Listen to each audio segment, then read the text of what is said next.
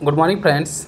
आज हम लोग जीव विज्ञान जनरल साइंस से रिलेटेड जितने भी क्वेश्चंस आपके कंपटीशन एग्जाम में आते हैं तो उन क्वेश्चंस का एक संग्रह है ये। अभी जीव विज्ञान पढ़ रहे हैं, उसके बाद रसायन विज्ञान होगा, फिर फिजिक्स भौतिकी विज्ञान होगा। तो इससे रिलेटेड जनरल साइंस के जितने भी क्वेश्चन आज तक एग्ज़ाम में आए हैं, एसएससी एग्ज़ाम हो, चाहे रेलवे एग्ज़ाम हो, चाहे अदर स्टेट के कोई एग्ज़ाम हो, तो उन सब का एक ये संग्रह है यूथ कंपटीशन बुक की। तो जीव विज्ञान ये वन लाइनर क्वेश्चन है। तो पहला क्वेश्चन देखते हैं। प्रोटीन्स छोटे बिल्डिंग ब्लॉक से बने होते हैं जिन्हें जाना जाता है, इनको अमीनो एसिड के नाम से जाना जाता है। अंगूर की खेती करने या संवर्धन को क्या कहा जाता है? तो इसे विटीकल्चर कहा जाता है। वह शब्द जो रेशम के कीड़ों के वाणिज्यिक पालन को संदर्भित करता है तो सेरीकल्चर है। आर्निथोलॉजी का संबंध है पक्षियों से। एंटिमोलॉजी का संबंध है कीट से। विज्ञान की वह शाखा जो ट्यूमर के बारे में बताती है, ऑन्कोलॉजी। जीव की आंतरिक संरचना का अध्ययन करने वाला शास्त्र कहलाता है शरीर रचना विज्ञान। चींटियों के अध्ययन को कहते हैं मर्मिकोलॉजी। घाव का अध्ययन कहलाता है ट्रोमेटोलॉजी। शिशु रोग के अध्ययन से संबंधित है पीडियाट्रिक्स। जीन के भीतर आधार अनुक्रम परिवर्तन कहलाता है उत्परिवर्तन। विज्ञान की वह शाखा जिसमें आनुवांशिक अभियांत्रिकी के बारे में मानव प्रजाति में सुधार लाया जाता जानी जाती है यूजेनेटिक्स के नाम से। वृद्धावस्था एवं काल प्रवाहन के विषय में ज्ञान प्राप्त करने की विधा को कहते हैं जेरेंटोलॉजी। सेरीकल्चर संबंधित है रेशम कीट पालन से। मधु के लिए मधुमक्खियों और छत्तों का पालन रख रखाव कहा जाता है एपीकल्चर। रेशों के उत्पादन के लिए रेशम के कीटों के पालन को कहा जाता है सेरीकल्चर। पौधों और पशुओं में जैविक घटनाओं जैसे फूल आना, पत्तियां निकलना, सुसुप्तावस्था, प्रजनन और प्रवासन आदि के समय का अध्ययन कहलाता है फिनोलॉजी। एक विज्ञान है जिसमें शरीर की संरचना का अध्ययन किया जाता है एनाटॉमी। पौधों के विभिन्न पहलुओं के वैज्ञानिक अध्ययन को कहा जाता है वनस्पति विज्ञान। कीटों का मनुष्यों, पर्यावरण, अन्य जीवों के साथ संबंधों का अध्ययन कहलाता है एंटोमोलॉजी। आर्निथोलॉजी संबंधित है पक्षियों के अध्ययन से। हर्पेटोलॉजी संबंधित है सरीसृप और उभयचर के अध्ययन से। बागवानी की वह शाखा जो सब्जियों के उत्पादन, भंडारण, प्रसंस्करण और विपणन से संबंधित कहलाती है ओलरीकल्चर। साइटोलॉजी कोशिका के अध्ययन को कहते हैं।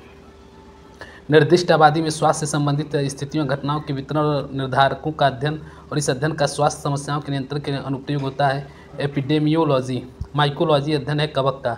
मानव शरीर के निम्न में से किस अंग से संबंधित विषय को हेप्टोलॉजी कहा जाता है? तो यकृत। आर्द्र एवं नम वातावरण में उत्पन्न होने वाले काई जैसे प्राचीन पौधों के अध्ययन को कहा जाता है ब्रायोलॉजी। निम्न शब्द का अर्थ पालतू कुत्तों का वैज्ञानिक अध्ययन है साइनोलॉजी। पेडोलॉजी विज्ञान है मिट्टी का। दूसरा चैप्टर इसमें जीवधारियों का वर्गीकरण। कशेरुकी जंतु है सांप। अधिग्रहित चरित्र की विरासत के सिद्धांत को प्रतिपादित किया जीन बैप्टिस्ट लैमार्क ने। फ्लाइंग फिश है मीन। मच्छरों के नियंत्रण हेतु प्रयोग होने वाली कीटभक्षी मछली है गेम्बूसिया। एक जीवधारी के रूप में पृथ्वी का वैज्ञानिक नाम है ग्रीन प्लैनेट। मानव सदृश लघुत्तम कपी है गिब्बन। दांत वाली वेलों में विशालतम है स्पर्म वेल। भारत की सबसे बड़ी मछली है वेल शार्क। शहतूत साल मनाई जाती है चीरू के बालों से। समुद्री घोड़ा है एक मछली। गोल्ड कृमि निम्टोड से होने वाला रोग है फाइलीरिया। सबसे बड़ा अकशेरुकी है स्क्विड। पित्ताशय नहीं होता चूहे में। लिंग गुणसूत्र नहीं होते हैं छिपकली में। कीट नहीं है मकड़ी। ठंडे रक्त वाले जानवरों की श्रेणी में आते हैं मेंढक एवं सर्प। पक्षी वर्ग में नहीं आता तो चमगादड़। वह पक्षी जो दुग्ध उत्पादित करता है तो कपोत। सर्वाधिक तेज दौड़ने वाला पक्षी है ऑस्ट्रिच। खूर नहीं पाए जाते हैं तो गीदड़ में। वह जंतु जिसका मस्तिष्क उसके शरीर के अनुपात में सबसे बड़ा होता है चींटी का। वर्गीकरी मतलब टेक्सोनॉमी संवर्ग के संदर्भ में स्तनपायी मेमेलिया शब्द क्या है? एक वर्ग है। निम्न वर्गीकरण श्रेणियों में श्रेणी शेष 3 श्रेणियों की तुलना में वर्गीकरण पदानुक्रम में सर्वोच्च स्थान रखता है गढ़। पंच जगत वर्गीकरण का प्रतिपादन किया गया विटकर द्वारा। निम्न जीव मोनेरा जगत से संबंधित है जीवाणु। यदि दूध को ग्रीष्मकाल में फ्रिज के बाहर रखा जाए तो वह खट्टा हो जाता है, जिसका कारण है लैक्टोस एसिड में लैक्टोस शर्करा का रूपांतरण। जिस वैज्ञानिक ने दर्शाया कि किण्वन सूक्ष्म जीवों के विकास के कारण होता है तो वह है लुई पाश्चर। जलीय जीवाणुओं का खाद्य स्रोत है फाइटोप्लैंक्टन। मोनेरा समूह में आता है जीवाणु। इस जगत किंगडम से संबंधित जीवों की कोशिकाओं में नाभिकीय न्यूक्लियर झिल्ली अनुपस्थित है मोनेरा। अमीबा निम्न जगत से संबंधित है प्रोटिस्टा। गति और आहार ग्रहण करने के लिए अमीबा या कूटपात कहलाने वाले अंगुलियों जैसे एक या अधिक प्रक्षेपों को ढकेलता है पादाब। बहुकोशिकीय जानवर नहीं है अमीबा। अमीबा प्रोटोजुआ प्रजाति के अंतर्गत आता है। स्यूडोपोडिया संदर्भित है कोशिका द्रव्य से भरा भूसा जैसा उभार। एक बहुकोशिकीय नहीं है हाइड्रा। एक बहुकोशिकीय जीव नहीं है पैरामीशियम। सही सुमेलन है पक्षी ऑर्निथोलॉजी, वंशागति, जेनेटिक्स, पर्यावरण, इकोलॉजी, जीवाश्म, पैलियोबायोलॉजी। द्विनाम पद्धति यूनाम नामकरण पद्धति की स्थापना कार्ल लिनियस द्वारा की गई थी। जंतु जगत, मनुष्य जिन निम्न वर्गीकरण के अंतर्गत नहीं आता। पूरी फेरा, एक बहुकोशिकीय जीव है। अस्पंज, अस्पंज प्राणी जगत के पूरी फेरा संघ से संबंध रखता है। अस्पंज किस प्रजाति के अंतर्गत आते हैं? पूरी फेरा। प्राणी संघ के प्राणियों को सामान्यतः स्पंज कहते हैं और वह लवणीय एवं असम्मति होते हैं। पूरी फेरा। सिलेंट्रा, एक ऐसे जीव की पहचान कीजिए जो समय कांतरण में मेटाजेनेसिस प्रदर्शित करता है, तो वो है उबेलिया। उस जानवर की पहचान कर जिसमें द्विपक्षीय समरूपता नहीं। नाइडेरिया। हाइड्रा जंतु जगत के निम्न संघ का उदाहरण सिलेंट्रा ट्रेटा। प्राणी जगत के किस संघ में हाइड्रा, एडेमिसिया, फाइलेसिस और कोरल जैसे जंतु शामिल है? तो सिलेंट्रेट्रा। जंतु जगत के निडेर इन संघ के अंतर्गत आता है कोरल। हाइड्रा में किस प्रकार का प्रजनन होता है? तो मुकुलन होता है, बडिंग। जेलीफिश किस संघ का एक उदाहरण है? तो संघ निडेरिया। सी एनिमोन्स निडेरिया प्रजाति के अंतर्गत है। किस जलीय जानवर में पीछे चलने वाले टेंटिकल्स होते हैं? जेलीफिश। प्लैटीहेल्मिन्थेस एनिमेलिया जगत के किस समूह में अखंडित द्विपार्श्विक रूप में सम्मिलित कोमल शरीर जिसमें एक त्रिकोण की संरचना और यह किसी प्रगुहा, कंकाल और गुदा से रहित होती है? तो चपटे कृमि। पैलीहेंथमिस में पाई जाने वाली एक विशेष उत्सर्जी कोशिका नहीं जो किडनी की तरह काम करता है, निस्कंदन के माध्यम से अपशिष्ट पदार्थ को हटाती है। फ्लेम कोशिका। प्लैटीहेल्मिन्थेस संघ के जंतुओं का शरीर उत्तक अंग उपस्तरीय संगठन दिखाता है। पृथक कृमि संघ से संबंधित जीवों को चपटा कृमि भी कहा जाता है। एनेलिडा संघ, ताजे पानी के तालाबों, झीलों और दलदलों में पाए जाने वाले जंतुओं का एक संघ है जिसमें चलन हेतु सूख या पोरापेडिया होती है। यह है एनेलिडा। जंतु के किस समूह के शरीर की दीवार वर्तुलाकार और अनुदैर्ध्य मांसपेशी तंतुओं दोनों से बनी होती है, जो एक नम कोशिकीय क्यूटिकल से घिरी होती है, जो एक एपिडर्मल एपिथेलियम द्वारा स्रावित होती है। एनेलिडा। लाल कृमियों में पक्वाशय गिजर नामक संरचना जो उनका भोजन पीसने में उनकी सहायता करती है। एक परिपक्व कृमि में एक चौड़ी ग्रंथिल गोलाकार पट्टी 14वें से 16वें खंड को घेरे रहती है, जिसे पर्याडिक कहते हैं। केचुए के अग्रभाग पर मुख एवं पुरोमुख होते हैं। केचुआ एनेलिडा संघ के अंतर्गत आते हैं। किसान का मित्र कहा जाता है, जटिल कार्बनिक पदार्थों के टूटने के साथ साथ मिट्टी को ढीला करने में मदद करता है, तो यह केचुआ। आर्थ्रोपोडा ग्रुप, किस जंतु संघ में शरीर सिर, वक्ष और उदर में विभाजित होता है? आर्थ्रोपोडा। जंतु का सबसे बड़ा संघ है आर्थ्रोपोडा। एक संधिपाद है, सहस्त्रपाद।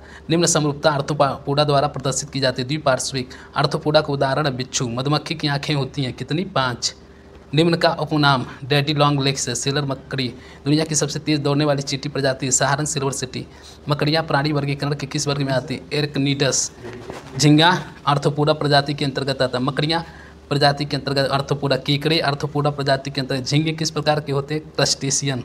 आर्थ्रोपोडा प्राणी जगत का सबसे बड़ा संघ है जिसमें कीट भी सम्मिलित है। लगभग 2/3 जाति पृथ्वी पर है आर्थ्रोपोडा। एक तितली के काया पलट में तीसरा चरण है प्यूपा। किस संघ में जीवों के संयुक्त खंडों में जुड़े पैर होते हैं? आर्थ्रोपोडा में एक हरकत एक पेशीपाद की सहायता से होती है, तो घोंगे। डेविल फिश भी कहा जाता है। ऑक्टोपस। ऑक्टोपस किस प्रजाति के अंतर्गत आता है? मोलस्का। आइस्टर प्रजाति के अंतर्गत आता है मोलस्का। जब एक कटल फिश को एक मोलस्का के रूप में वर्णित किया जाता है तब यह वर्गीकरण के किस स्तर में स्थित है? संघ में। दूसरा सबसे बड़ा प्राणी संघ है मोलस्का।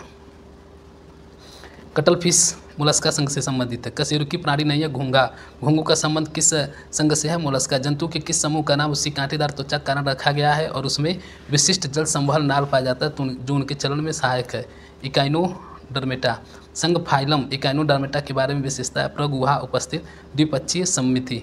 रज्जुकी संघ के जीवों के संबंध में कथन सही, इससे पृष्ठ रज्जु पाया जाता है। कॉर्डेटा के संदर्भ में सत्य है हृदय अधर भाग में होता है। और रज्जुकी के संदर्भ में सत्य है क्लोम छिद्र अनुपस्थित होता है। रीढ़ की हड्डी वाले प्राणी प्रजाति के अंतर्गत आते हैं। कार्डेटा। जीव अंडज है मेंढक। चुकव्वल है छिपकली। टर्टल पेट्री किस प्रकार के आवास को अपनाते हैं? समुद्र। कापर स्मिथ बारबेट है पक्षी। प्राणी जगत के फाइलम में मिलिया के उदाहरण चूहा। निम्न का संबंध होमिनिड कुल से है मानव। डॉल्फिन की सबसे बड़ी प्रजाति का नाम आर्का जिसे कहते हैं किलर व्हेल। तो अगला चैप्टर है जैव विकास एवं आनुवांशिक की गुणसूत्र। एक अनिषेचित मानव अंडे में सामान्यतः होता है एक एक्स क्रोमोसोम। हंसिया कोशिका रक्ताल्पता, सिकल सेल एनीमिया का कारण हीमोग्लोबिन के असमान स्तरों के कारण। वह रोग जो पुरुषों की तुलना में महिलाओं में बहुत कम होता है तो होता है वर्णांधता, कलर ब्लाइंडनेस। टर्नर सिंड्रोम में प्रभावित होते हैं 45 क्रोमोसोम। भारत में आनुवांशिक रूप से संशोधित एवं वाणिज्यिक तौर पर सर्वप्रथम जारी पौधा है बीटी कपास। पेनिसिलिन सूक्ष्मजीव से प्राप्त होता है। कवक प्रसिद्ध डाली भेड़ क्लोनिंग तकनीक के परिणाम स्वरूप अस्तित्व में आई है। एशिया का प्रथम मानव डीएनए बैंक कहाँ स्थापित किया गया है? तो लखनऊ में। एक जेनेटिक इंजीनियरिंग अप्रोच जिसमें डीएनए इंसर्ट किया जाता है, हटाया प्रतिस्थापित किया जाता है, यह है जीनोम एडिटिंग। पैतृकता का निर्धारण अब संभव है डीएनए जांच द्वारा। अपराध अन्वेषण में डीएनए टेस्ट सिद्ध करता है जैविक साक्ष्यों से अपराधी की पहचान। पसीना जैविक साक्ष्य के रूप में डीएनए जांच में स्वीकार किया जाता है। जीन के भीतर अनुक्रम आधार परिवर्तन कहलाता है उत्परिवर्तन। विकास के उत्परिवर्तन सिद्धांत का प्रतिपादन किया था ह्यूगो डिब्रिज ने।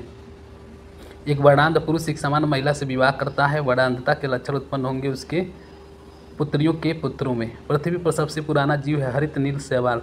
मेंडल ने अपने चिर प्रतिष्ठित वंशानुगत नियमों को प्रतिपादित करने में जिस जीवधारी का अध्ययन किया था, उपयोग किया था, वह था गार्डनपिया मटर। यौन संबंधित अनुवांशिक रोग है हीमोफीलिया। डायनोसॉर्स पाए जाते हैं मेसोजोइक युग में पाए जाते थे। एक प्राकृतिक ज्वालामंदक है डीएनए। आरएनए एक बहुलक अणु है जिसका पूर्ण रूप है राइबोन्यूक्लिक एसिड। डीएनए का पूर्ण रूप है डीऑक्सी राइबोन्यूक्लिक एसिड। आनुवंशिकता की बुनियादी इकाई है जीन। निम्न चीज एक जीन का गठन करती है पॉलीन्यूक्लियोटाइड्स। निम्न नाइट्रोजन क्षार डीएनए से संबंधित नहीं है यूरेसिल। सामान्य कोशिकाओं में डीएनए से आरएनए का एक आनुवंशिक जानकारी के प्रवाह की प्रक्रिया कहा जाता है प्रतिलेखन। डीएनए को मुख्य रूप से नाभिक कोशिका में संग्रहित किया जाता है। नाभिक के अतिरिक्त किस कोशिकांग में डीएनए उपस्थित होता है? तो माइटोकॉन्ड्रिया में। किस प्रक्रिया को कभी कभी न्यूनीकरण विभाजन कहा जाता है क्योंकि वह शुक्राणु और अंडे बनाने के लिए गुणसूत्रों की संख्या को सामान्य संख्या से आधा कर देता है। अर्धसूत्री विभाजन। मनुष्यों में गुणसूत्रों के युग्म होते हैं 23। पॉलीसोम के राइबोसोम की भूमिका होती है एमआरएनए का प्रोटीन में रूपांतरण करने में मदद करना। केंद्रीय डागमा के लिए सही क्रम डीएनए प्रतिकृति, एमआरएनए प्रतिलेखन, प्रोटीन स्थानांतरण। मानव लिंग गुणसूत्रों बच्चे का लिंग निर्धारित करते हैं जहाँ XX का परिणाम है लड़की।